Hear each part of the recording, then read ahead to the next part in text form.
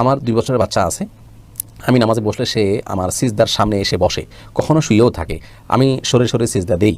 এমনও হয় আমি সিজদা থেকে উঠে দেখি ও সিজদার সামনেই ছিল। এভাবে নামাজ হবে কিনা?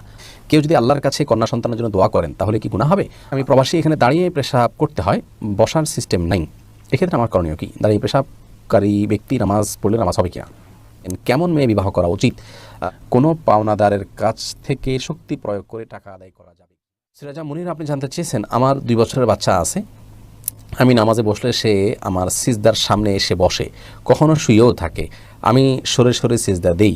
এমনও হয় আমি সিজদা থেকে উঠে দেখি ও সিজদার সামনেই ছিল। এভাবে নামাজ হবে কিনা? বোন সিরাজা মুনিরা, প্রথম কথা হলো যে এভাবে নামাজ হয়ে যাবে। আপনার সেজদার সময় আপনার সামনে ছিল, তাহলে আপনি তাকে সেজদা করেছেন, শিরক হয়ে গেছে, এরকমটি ভাবার কোনো কারণ নেই।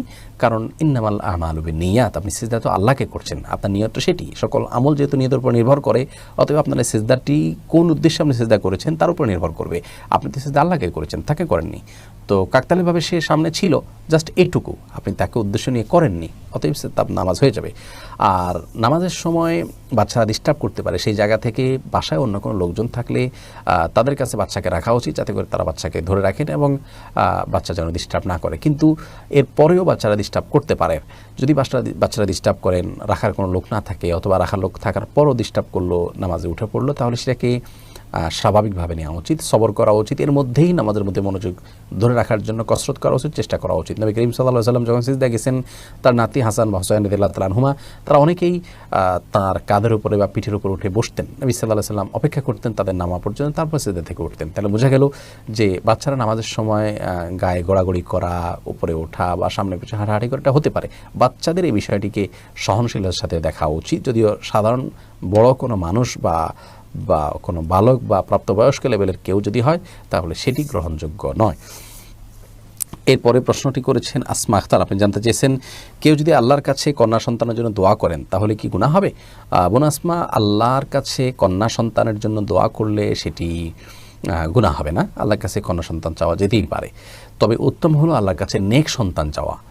আম্বিয়া আলাইহিমুসসালাম বা আল্লাহ তাআলা বিভিন্ন নবী রাসূলগণ, তারা আল্লাহ তাআলার কাছে সন্তান চাইতে নেক সন্তান, রব্বি হাবলি মিনাস সলিহিন, হে আল্লাহ আমাকে আপনি নেক সন্তান দান করুন। কারণ সন্তান আসলে ছেলে বা মেয়ে হওয়ার চাইতে গুরুত্বপূর্ণ হলো সে নেক কিনা।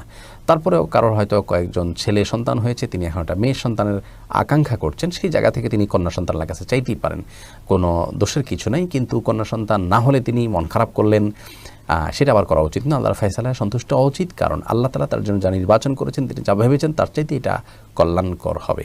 সেই জায়গা থেকে হাহুতাশ করা বা অস্থির হওয়া উচিত নয়। আর ইয়াসিন আরফাত, আপনি প্রশ্ন করেছেন, আমি প্রবাসী, এখানে দাঁড়িয়ে পেশাব করতে হয়, বসার সিস্টেম নাই। এক্ষেত্রে আমার করণীয় কি? দাঁড়িয়ে পেশাবকারী ব্যক্তি নামাজ পড়লে নামাজ হবে কিনা? ইয়াসিন আরফাত, দাঁড়িয়ে পেশাবকারী ব্যক্তির নামাজ হয়ে যাবে, তবে সাধারণ এবং সুস্থ অবস্থায় দাঁড়িয়ে পেশাব না করাই উত্তম এবং উচিত। তিরমিজি বর্ণিত একটা হাদিসে আমরা জানতে পারি দাঁড়িয়ে পেশাব করার বিষয়ে আম্মা জান আয়েশা রাদিয়াল্লাহু আনহা বর্ণনা করেছেন যে নবী সাল্লাল্লাহু আলাইহি সাল্লাম দাঁড়িয়ে পেশাব করতে, এটা কেউ বললে তোমরা বিশ্বাস করবে না। তবে বুখারীতে একটা হাদিস থেকে আমরা জানতে পারি নবী সাল্লাল্লাহু আলাইহি সাল্লাম একবার কোনো একটা জায়গায় যেখানে পরিবেশটা এমন ছিল যে বসার মতো কোনো অবস্থা ছিল না, ময়লা ইত্যাদি ছিল, সেখানে তিনি দাঁড়িয়ে পেশাব করেছেন। তো এ হাদিসে তো কারণই বলা আছে যে সেখানে বিশেষ কারণে তিনি দাঁড়িয়ে পেশাব করেছেন, বিধায় বিশেষ কোনো কারণে যদি কেউ দাঁড়িয়ে পেশাব করেন তাতে কোনো অসুবিধা নেই। আর যদি বিশেষ কারণ না থাকে তাহলে বসে পেশাব করা উচিত এবং উত্তম, ভালো। কিন্তু বসে যদি পেশাব না করে কেউ নিয়মিত দাঁড়িয়ে পেশাব করেন, তাহলে তিনি কোনো বড় গুনাহ করছেন এমন নয়, এবং এর কারণে নামাজ হবে না, বিষয়টি সেরকম নয়। যদিও সৌদি আরবের উলামায়ে কেরামের মধ্যে থেকে বিন বাজ, ইবনে উসাইমিন রাহিমাহুল্লাহ সহ অনেক উলামায়ে কেরামের মত এক্ষেত্রে ভিন্ন। তারা সে সমস্ত উলামায়ে কেরাম এবং স্কলারগণের মত হলো যে দাঁড়িয়েও কেউ বিনা কারণেও পেশাব করতে পারে। তারা ওই যে নবী সাল্লাল্লাহু আলাইহি ওয়াসাল্লাম একবার দাঁড়িয়ে পেশাব করেছেন বলে যে একটি হাদিস যে পাওয়া যায় বুখারীতে, সেই হাদিসটিকে তারা ব্যাপকভাবে নিয়ে থাকেন এবং তার উপর ভিত্তি করে তারা বলেন যে এটা যেতে পারে। অবশ্য বসে করা সর্বাবস্থা উত্তম। কারণ হলো আপনি দাঁড়িয়ে যখন পেশাব করবেন, তার ছিটে ফোঁটা আশেপাশে এবং শরীরে লাগার সম্ভাবনা অনেক বেশি থাকে, বসে করলে যেটি থাকে না। তাছাড়া অনেক আপনার পেশাব বিশেষজ্ঞ বা মূত্রথলি বিশেষজ্ঞ, স্পেশালিস্ট ইউরোলজিস্টদের সাথে আমি কথা বলেছি, তাদের অনেকেই বলেছেন যে নিয়মিত যদি দাঁড়িয়ে পেশাব করা হয় বা অনেকে দাঁড়িয়ে কোচ দিয়ে পেশাব করেন, এর মাধ্যমে হার্নিয়া ইত্যাদি রোগ হওয়ার আশঙ্কা থাকে। যাই হোক, সবচেয়ে বড় কথা হলো যে পেশাব থেকে পরিচ্ছন্ন থাকা আবশ্যক। কবরের আযাবের অন্যতম একটা কারণ হলো পেশাব থেকে পরিচ্ছন্ন ভালো করে না হওয়া। অতএব দাঁড়িয়ে পেশাব করতে গেলে চিটাফোটা গায়ে, পোশাকে, আশেপাশে লেগে যেতে পারে। সেই জায়গা থেকে যথাসময় বসে পেশাব করাটা উত্তম। কিন্তু এটাকে এত বড় করে দেখার বিষয় নাই যে বসে পেশাব না করলে সে বড় কোনো গুনাহ করে ফেলে। আমাদের দেশে দেখা যায় যে অনেক সময় কেউ দাঁড়িয়ে পেশাব করে থাকে অনেক বড় দোষ হিসেবে দেখা হয়, যেটা উচিত বা সঠিক নয়। এমডি মানসুর আলী আপনি জানতে চেয়েছেন কেমন মেয়ে বিবাহ করা উচিত। ভাই মানসুর আলী, বিবাহ করার ক্ষেত্রে নবী আলাইহিস সালামের পরামর্শ মাথায় রাখতে হবে। তিনি বলেছেন ফাজফার বিজাতিদ দ্বীন। নানা মানুষ নানা দিক দেখে মেয়েদেরকে বিবাহ করে, তবে তুমি দিনদারিতা দেখে, তাকওয়া দেখে, আল্লাহ ভীতি দেখে, আল্লাহর আদেশ নিষেধের প্রতি শ্রদ্ধা এবং মান্য করার মানসিকতা, এটা দেখে তুমি তোমার জীবনসঙ্গী নির্বাচন করবে। অতএব আপনি পাত্রী দেখার ক্ষেত্রে প্রথমত দেখবেন তিনি নামাজ পড়েন কিনা, তা হালাল হারাম বাজ বিচার করে চলেন কিনা, আল্লাহর ভয় অন্তরে জাগ্রত রাখেন কিনা, আল্লাহ এবং তার রাসূল সাল্লাল্লাহু আলাইহি সাল্লামের আদেশ নিষেধের সামনে নিজেকে সারেন্ডার করে দেন কিনা, এটা হলো প্রথম দেখার বিষয়। সেই সাথে তার সৌন্দর্য, বংশ, অন্যান্য দিকগুলো আপনি দেখতেই পারেন বা দেখা উচিত হতে পারে, কিন্তু মূল বিষয়টা হলো দিনদারি। সেই সাথে অল্পে তুষ্ট থাকা, যদিও এটা দিনদারির অংশ, কিন্তু আলাদা করে এটা বলতে হচ্ছে কারণ মেয়েদের অন্যতম গুরুত্বপূর্ণ বৈশিষ্ট্য হলো অল্পে তুষ্ট থাকা।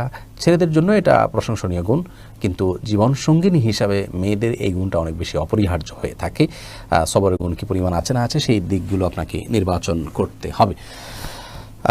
এরপরে প্রশ্ন করেছেন মোর্শেদ খানের পরে প্রশ্ন করেছেন কোনো পাওনাদারের কাছ থেকে শক্তি প্রয়োগ করে টাকা আদায় করা যাবে কি না। ভাই মোর্শেদ খান, পাওনাদারের কাছে পাওনা পরিশোধের জন্য তাকে আপনি প্রেশার ক্রিয়েট করতে পারেন, তবে সেই প্রেশার ক্রিয়েটটা যেন জুলুমের পর্যায়ে না যায় সেদিকটা আপনাকে খেয়াল রাখতে হবে। আর মনে রাখা উচিত যে রাসূল করিম সাল্লাল্লাহু আলাইহি ওয়াসাল্লাম তিনি একটা হাদিসে বলেছেন যে ইন্না লিসাহিবিল হাক্কি মাকালা, যেটি বুখারীতে বর্ণিত হয়েছে আর বিভিন্ন হাদিসে বর্ণিত হয়েছে, যার অর্থ হলো যে নিশ্চয়ই পাওনাদারের কিছু বলার আছে। পাওনাদার যদি তার পাওনার জন্য কোনো কিছু বলে, প্রেশার দেয়, তাহলে সেটি করার অধিকার তার আছে। সেই জায়গা থেকে আপনার পাওনাদারকে প্রেশার দেয়া যেতে পারে, কিন্তু সেই প্রেশার দেওয়ার মানে এই নয় যে তার প্রতি আপনি জুলুম করবেন। তার সাধ্য না থাকলেও তাকে আপনি অত্যাচার করা সেটা উচিত নয়, বরং এর বিপরীতে রাসূল আকরাম সাল্লাল্লাহু আলাইহি সাল্লাম নেকামলের মধ্যে এটিকেও গণ্য করেছেন যে একজন মানুষ তার পাওনাদারকে পাওনা পরিশোধের জন্য একটু সহজ করে দিবেন, সময় দিয়ে দিবেন, ছাড় দিবেন, কিছুটা কমিয়ে দিবেন, কিস্তি করে দিবেন। এনজারুল মুসির, যেটাকে হাদিসের ভাষ্যে বলা হয়েছে, এটি অত্যন্ত গুরুত্বপূর্ণ একটি সওয়াবের কাজ। সেটি করতে পারলে ভালো। তারপরে যদি কেউ আপনাকে আপনার টালবাহানা করে, দিতে না চায়, থাকার পরও সে ঘোরাঘুরি করে, এই টাইপের যদি হয়, তাহলে সেক্ষেত্রে তাকে আপনি প্রেশার ক্রিয়েট করার অধিকার আছে, কিন্তু সে জুলুমের পর্যায়ে জাস্ট আপনার টাকা আদায়ের জন্য আপনি তাকে চাপ দিতে পারেন, এটি অধিকার আপনার আছে।